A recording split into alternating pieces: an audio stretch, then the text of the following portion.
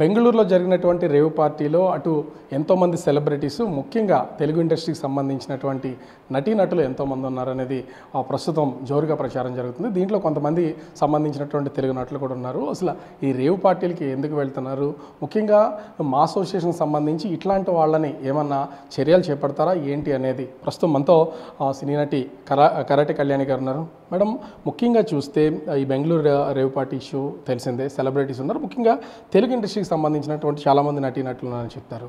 ఏం చెప్తారు అసలు ఈ రేవ్ పార్టీల గురించి మీరు? నిన్న న్యూస్ నేను కూడా విన్నాను, చూశానండి. అందులో చాలామంది సినిమా ఇండస్ట్రీ వాళ్ళు, టెకీస్, అలాగే చాలామంది ఉన్నారు ఇండస్ట్రీ లిస్ట్లో అని చెప్పేసి ఏదో న్యూస్ చూశాను. నేను వైజాగ్లో ఉండడం వల్ల యాక్చువల్గా నేను టీవీ చూడలేదు, ఓన్లీ ఫోన్లోనే పాపప్ అయింది చూశాను. దానిలో హేమ అనే ఆమె, లేకపోతే శ్రీకాంత్ గారు, ఇలా జానీ మాస్టర్ అని చాలా వస్తున్నాయి. బట్ వాళ్ళందరూ సెల్ఫీస్ రిలీజ్ చేశారు. ముందు మేము కూడా ఏంటిది ఇలా వచ్చింది న్యూస్.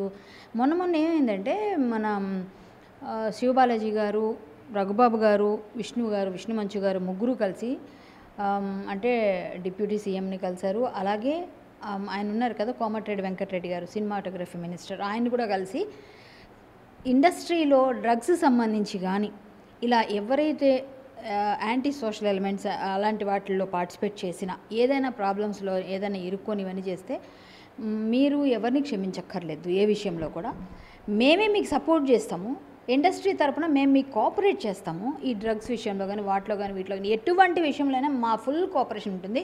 మేము మీకు ఇలాంటివి చేయకూడదని మేము ప్రచారాలు కూడా చేస్తాము అన్నది వాళ్ళు ఒక వినతిపత్రం ఇచ్చి వాళ్ళని కలిసి మొత్తం వాళ్ళకి చెప్పి వచ్చారనమాట. ఎవరు? విష్ణు గారు మా అసోసియేషన్ తరపున, ఇక శివబాలాజీ గారు, రఘుబాబు గారు, డిప్యూటీ సీఎం కూడా కలిసారు. సుముఖంగా అంతా అయిపోయింది. ఈలోగా మాకు ఈ న్యూస్ తెలిసింది, ఇందులో హేమ ఉంది. హేమ అనే ఆవిడ గురించి నేను ఏం పెద్దగా చెప్పక్కర్లేదు. ఒక ఆర్టిస్ట్గా ఆవిడ మీద నాకు మంచి అభిప్రాయమే ఉంది, అది వేరే విషయం. ఒక లేడీగా కూడా మంచిదే. ఆవిడ ఓన్గా ఏదో ఒక విధంగా నాదంటూ ఒక హల్చల్ ఉండాలన్నట్టుగా ప్రతి దగ్గర ఆవిడ చేస్తూ ఉంటారు. అది మనకు తెలిసిన విషయం, మనం చెప్పుకోక్కర్లేదు, ప్రతిసారి కనిపిస్తూ ఉంటుంది. ఆవిడ ఏంటంటే మా అసోసియేషన్ ఎలక్షన్ టైంలో శివబాలాజీ గారిని కొరకడం చూసుంటారు మీరు. అంతకుముందు జరిగిన ఎలక్షన్స్ టైంలో మన రాజేంద్ర ప్రసాద్ గారిని అడ్డగించడం చూసుంటారు. మొన్న అదే శివబాలాజీ గారిని కొరకముందు మా మీద పోలీస్ కంప్లైంట్ ఇచ్చారు. ఎప్పుడు నరేష్ గారి టైంలో నా మీద, నరేష్ గారి మీద కూడా కంప్లైంట్ ఇచ్చింది ఆమె వెళ్ళి. అంటే అది పోలీసులు లైట్ తీసుకున్నారు, అది వేరే విషయం. ఎందుకంటే ఆవిడ కావాలని హల్చల్ చేయడం కోసం చేసే పనులు ఇవన్నీ, ఆవిడ ఎప్పుడు వార్తల్లో నిలవాలని. సో నా మీద ఎందుకు కంప్లైంట్ ఇచ్చిందంటే, నేను ఓటు వేయొద్దని ఆవిడ పర్సనల్గా అందరికీ వాట్సాప్ గ్రూప్స్లో చెప్పింది. ఏంటి, కరాటే కళ్యాణ్ ఓటు వేయకండి మీరు ఎవరు కూడా అని చెప్పేసి. ఆ ఓటు వేయొద్దని ఎప్పుడైతే చెప్పారో నేను అది తెలుసుకొని, నువ్వు నా గురించి పర్సనల్గా చెప్పాల్సిన, ఎవరైనా గెలవాలి కానీ కరాటే కళ్యాణ్ గెలవకూడదు అని ఎందుకు చెప్తున్నావు అంటే, మీ ప్యానల్కే నేను వేయొద్దన్నాను, నా ప్యానల్కి వేయమన్నాను. ఆవిడ నాతో ఫైట్ చేసి తర్వాత ఈవిడ ఇలా చేస్తుంది అలా చేస్తుందని మేము వాగ్వాదంలో మాట్లాడితే నా మీద కంప్లైంట్ ఇచ్చింది ఆవిడ వెళ్ళి, నన్ను ఇలా అన్నది అలా అన్నది అని. అసలు ఆవిడ ఎందుకు కంప్లైంట్ ఇచ్చిందో ఆవిడకే తెలియదు, ఎందుకు మాట్లాడిందో తెలియదు. ఓటు వేయొద్దని చెప్పేసి అట్లా చెప్పి ఇట్లా చెప్పి మాట్లాడేసి ఆవిడ ఏదేదో అనేసుకొని, సరే మాకు ఓటు వేయొద్దన్నావా, నువ్వు గెలుస్తావా గెలవా పక్కన పెడేద్దాం. తర్వాత ఒక ఇంటర్వ్యూ చూశాను. ఎప్పుడు చూశాను అంటే నిన్న అయిన తర్వాత హేమ అని కొడితే వస్తున్నాయి కదా మొత్తం అన్నీ ఆవిడే పాపపోతుంటే, అప్పుడు నాది ఆవిడది కూడా, ఆవిడ నా గురించి ఫోటో వేసింది, నా ఫోటో వేసింది ఏంటని చూస్తే నన్ను కూడా ఆవిడ పాయింట్అవుట్ చేసి ఒక ఇంటర్వ్యూ ఇచ్చారు. ఆ ఇంటర్వ్యూలో కరాటే కళ్యాణి ప్యాకాట ఆడుతూ పట్టుబడ్డది, నువ్వు చేసేది ఇలాగా, నువ్వు అలా చేసావు ఇలా చేసావు. ఇప్పుడు ఈవిడ చేసింది ఏంటండి, హైదరాబాద్లో కట్టడి చేసేసారు కాబట్టి రేవ్ పార్టీస్ కానీ లేకపోతే డ్రగ్స్ కానీ వీటి మీద కొంత నిఘా ఉంది కాబట్టి వాళ్ళు బెంగళూరు వరకు వెళ్తున్నారు అనుకోవచ్చా? ముఖ్యంగా సినీ తారలో హేమ లాంటి వాళ్ళు దొరికిన తర్వాత ఒక వీడియో రిలీజ్ చేశారు, అది కూడా ఫేక్ అని తెలుస్తుంది. ఏమంటారు దీని మీద? అదే చెప్తున్నాను కదండి, ఇప్పుడు ఆవిడ ఫేక్ అనేది నేను ఫస్ట్ నుంచి తీసుకొస్తున్నాను మీకు, అంటే లింకప్ చేస్తున్నాను నేను ఫస్ట్ నుంచి. ఆవిడ అన్నింటిలోనే ఫేక్గానే వచ్చేసి ఫేక్గా మాట్లాడేసి నేను హల్చల్, నేను పెద్ద ఇండస్ట్రీని అంతా కాపాడుతున్న మహిళని, నన్ను తప్ప ఎవరు దాటి వెళ్ళలేరు అన్నట్టుగా చేస్తుంటుంది ఆవిడ వీడియోస్. ఇప్పుడు ఏమైంది, ప్రతి ఒక్కరి మీద బురదీసావు, ప్రతి ఒక్కరి మీద అన్నావు. ఈరోజు నువ్వు చేసిందేంటి, డ్రగ్స్ అక్కడ ఉన్నాయట, ప్లస్ రేవ్ పార్టీ అంటేనే చాలా వరస్ట్ అంతా ఉంటారు, గ్యాంగ్ అంతా ఏంటంటే తాగి తిరిగి ఊగి ఇంకేమీ చేస్తారో కూడా చెప్పుకోలేనంత ఉంటుంది అక్కడ. సరే రేవ్ పార్టీ సరదాగా బర్త్డే పార్టీస్ అన్నీ అలవాటు, పబ్ కల్చర్స్ అంటే బెంగళూరులో ఇక్కడ కట్టడి చేశారు. హైదరాబాద్ చాలా గట్టిగా ఉంది నిఘా కాబట్టి మీరు బెంగళూరు వెళ్ళారు, బెంగళూరులో కూడా చేశారు. దానికి ఏవో రూల్స్ రెగ్యులేషన్స్ ఏవో పెట్టారట. దాని ప్రకారం ఈవిడ కూడా అక్కడ దొరికి చేసిందే తప్పుడు పని, తప్పుడు ప్లేస్లో దొరికి అందరి మీద బురదలేసి ఇప్పుడు ఏంటి ఆవిడ బుకాయిస్తూ సారీ అండి నన్ను అక్కడ ఏదో పిలిచారు పార్టీకి వెళ్ళానని ఒక క్షణం అనేస్తే అయిపోయేదానికి చా నేను మా ఇంట్లో వాళ్ళకి ఫోన్ చేసుకుంటే ఫోన్ ఇవ్వండి అని తీసుకొని నేను సెల్ఫీ వీడియో చేస్తున్నా. మా ఫామ్ హౌస్ ఇది. మీ ఫామ్ హౌస్ ఎక్కడుందమ్మా? నీకు ఫామ్ హౌస్, నీ ఫామ్ హౌస్ ఉంటే నీ పక్కనే భర్త ఉంటాడు కదా, భర్త ఎందుకు చూపించలేదమ్మా నువ్వు? వెంటనే ఫోన్ తీసేసి సెల్ఫీ తీయించేసి అది రిలీజ్ చేసేసి పోలీసులను తప్పుదో పట్టించావు, మీడియాని తప్పుదో పట్టించావు. అంటే ఎంత పెద్ద తప్పు ఇది. ఇంకో కేసు అంటే నీకున్న పాపులారిటీని నువ్వు అంటే ఇంకా మిస్యూజ్ చేసుకుంటున్నావు అన్ని విధాలుగా. నువ్వు గొయ్యి తీసి దానిలో పడిపోతున్నావు అనమాట. చాలా రాంగ్ అండి ఆవిడ చేసింది నిన్న, చాలా చాలా తప్పది. ఇప్పుడు మా అసోసియేషన్ తరపున నాకు తెలిసినంత వరకు మీరు అన్నారు కదా ఏమైనా తీసుకుంటారా ఏమైనా చర్యలు అంటే పక్కగా తీసుకుంటారండి. ఎందుకంటే ఇంతకుముందు చాలామందిని సస్పెండ్ చేశారు. డిసిప్లినరీ యాక్షన్ అని ఒకటి ఉంటుంది ప్రతి ఒక్కరిని. ఆవిడ మెంబర్ అంటే ఇంతకుముందు ఈసీ మెంబర్ అవన్నీ చేశారు. ఇప్పుడు వాళ్ళందరూ లేరు కాబట్టి ఇప్పుడు లేకపోయినప్పటికీ మూవీ ఆర్టిస్ట్ అసోసియేషన్లో మెంబర్ ఆవిడ. ఆ మెంబర్స్ అందరికీ కూడా ఖచ్చితంగా ఒక డిసిప్లినరీ యాక్షన్ తీసుకునేటప్పుడు అంతెందుకు ఎన్టీఆర్ గారి విగ్రహాలు ఫైట్ చేస్తే నన్ను కూడా సస్పెండ్ చేశారు మా అసోసియేషన్లో. అంటే నేనేం తప్పు చేయలేదు. తర్వాత కోర్టు ఓకే చేసింది కాబట్టి నేను మళ్ళీ రివోక్ చేశారు నా సస్పెన్షన్. ఎందుకంటే కోర్టే ఇచ్చింది ఆమె తప్పలేదు అని. కానీ ఇప్పుడు నువ్వు చేసింది ఒక డ్రగ్స్ దొరికిన దగ్గర ఒక రేవ్ పార్టీలో ఇది చాలా చాలా అమానుషం. అసలు మా అందరికీ పరుగు పోయేటట్టుగా చేసి ఒక ఆర్టిస్ట్ ఇద్దరు ఆర్టిస్టులు చేయడం వల్ల అందరికీ పడుతుంది కదండి. ఆర్టిస్టులు అంతా ఇంతే, ఆర్టిస్టులు అందరూ తాగుతున్నారు, ఊగుతున్నారు, తిరుగుతున్నారని ఆవిడే చెప్పింది. నువ్వేమో పేకాట్లో పట్టుబడ్డా అని చెప్పి ఈ మాట మళ్ళీ నేను రిపీట్ చేస్తున్నాను. ఒక ఆడపిల్ల మీద నిందేసింది, నువ్వు చిన్న పేకాట విషయం మాట్లాడు కొన్ని తప్పు, అది కూడా నేను మానేసుకున్నా, ఎవడో ఇరికించాడు అప్పుడు అనుకుందాం. అయినా వినరు. ఇది మీరు పెట్టుకోకపోతే తీసేయండి. కానీ ఆవిడ చేసిన తప్పుకి దేవుడు ఊరుకున్నాడా? వెంటనే శిక్ష వేశాడు. ఇప్పుడు అంటే నువ్వు ఇంకా పెద్దదానిలో పట్టుబడ్డావు.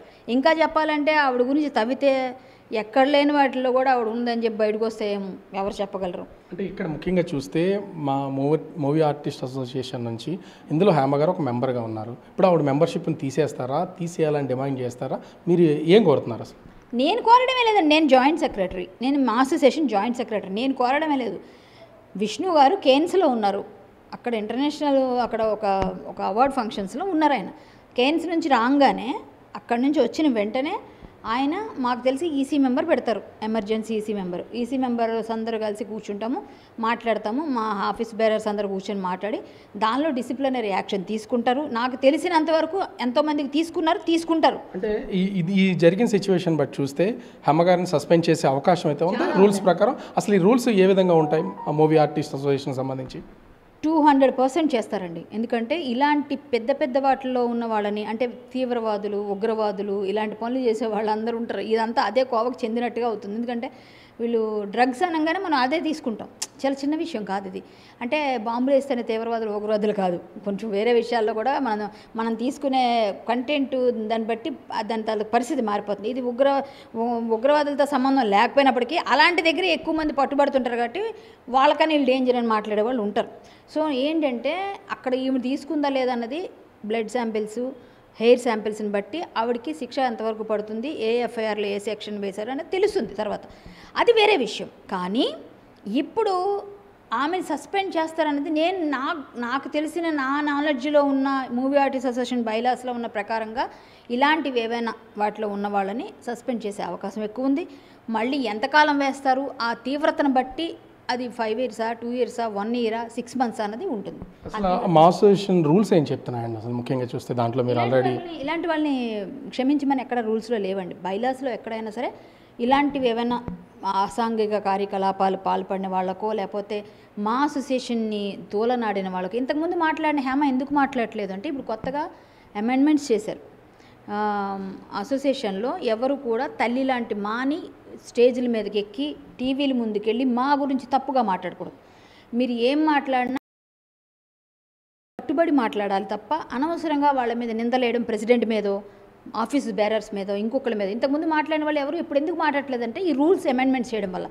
ఇప్పుడు ఉన్న దాని ప్రకారంగా ఇలాంటి చేసిన వాళ్ళకి ఎవరికైనా శిక్ష పడుతుంది. శిక్ష అర్హులాలే ఈమె. కాబట్టి ఖచ్చితంగా విష్ణు గారు రావడమే లేటు. ఇది నెలాఖరికి వచ్చేస్తారు. రాగానే మీటింగ్ అవుతుంది. మీటింగ్ అయిన తర్వాత ఆవిడకి ఏం జరిగింది, ఆవిడ ఏం చేసింది, ఆవిడ ఆ బ్లడ్ శాంపిల్స్లోనూ హెయిర్ శాంపిల్స్లోనూ దొరుకుతుంది. కాబట్టి దాన్ని బట్టి ఒకవేళ ఆవిడ తీసుకోపోయినా ఏదో ఎఫ్ఐఆర్ ఉంటుంది కదా, దాన్ని బట్టి ఇట్లాంటి వాటికి వెళ్ళినందుకు పార్టీ కానీ పెడతారు. ఒకవేళ ఈవిడ కానీ దానిలో బాధ్యురాలే చాలా విధంగా ఉంటే మేబీ మెంబర్షిప్ రివోక్ చేసే ఛాన్సెస్ కూడా ఉండకపోవచ్చు. అట్లాంటి పరిస్థితి కూడా లేకుండా మొత్తానికి టోటల్గా ఉండి ఏమో నా నాలెడ్జ్ నేను ఎలా చెప్పగలను, అది నేనేమీ తీసుకోలేను. నేను కాదు కదా డెసిషన్ తీసుకుని, నా ఊహకు నేను మీరు అడిగారు కాబట్టి చెప్తున్నాను. ఏదేమైనా విష్ణు గారే చేస్తారు. విష్ణు గారు ప్లస్ బాలకృష్ణ గారు, మన పరుచూరి గారు, శివకృష్ణ గారు, జయప్రద గారు, ఇలా ఉన్న అన్నపూర్ణమ్మ గారు, ఇలా పెద్దవాళ్ళందరూ ఉంటారు. వాళ్ళందరూ కమిటీలో కూర్చొని మోహన్ బాబు గారు ముఖ్యంగా వీళ్ళందరూ కూర్చొని విష్ణుబాబు అలాగే మా ఈసీ మెంబర్స్తో కలిసి డిస్కస్ చేసి ఖచ్చితంగా దీని మీద యాక్షన్ అయితే ఉంటుంది. హేమ గారు అయితే మాత్రం ఇందులో శిక్షార్హురాలు. ఇక ముందైనా చేసిన తప్పుని మీడియాని పోలీసుల్ని తప్పుదో పట్టించకుండా నేనే పెద్ద ముత్తైదుని ఇండస్ట్రీకి అని చెప్పి ఓవర్ యాక్షన్ చేయకుండా పిచ్చి పిచ్చి పనులు చేయకుండా అందరి మీద బురదలేసేసి వీళ్ళది వాళ్ళు ఇది అని చెప్పి నోరు ఉంది కదా ఇష్టం చూడండి పాడేసుకుంటే పెద్ద నోరులు ఉన్నారు. మాలాంటి వాళ్ళు ఇంకా ఉన్నారు. అనవసరంగా ఎవరిని ఒక మాట అనకమ్మా, ఒక మాట అంటే మనకు కూడా తిరిగి తగులుతుందని తెలుసుకో. కర్మ రిటర్న్స్ అంటారు ఇదే.